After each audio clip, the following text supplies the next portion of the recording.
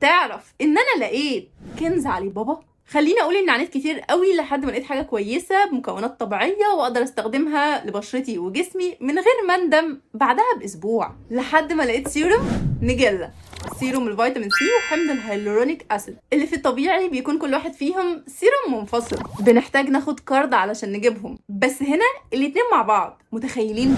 واللي بجد الافكت بتاعه هايل جدا، بيدي للبشره نضاره وتفتيح، بيعالج البهتان، سريع الامتصاص وده اللي بيخليه بيقاوم علامات التقدم في السن. مش بس كده، ده كمان مضاد للاكسده، يعني بيحمي البشره من اي شوائب بتيجي من الشمس، وده اللي بيخلينا نحتفظ ببشره الشباب. ناقص تقول وترابيزات بلياردو وبينج. لا بجد الجدير بالذكر ان بعد ما استخدمته 10 ايام بدات فعلا احس بفرق، والروش في الموضوع انه بيناسب كل انواع البشره، يعني مش محتاجه اقعد اشوف انا بشرتي دهنيه ولا جافه وايه اللي هيتناسب معايا من المنتجات الموجوده. وبسبب كل الحاجات اللي انا قلتها دي مش هيكون غريب ابدا ان اقول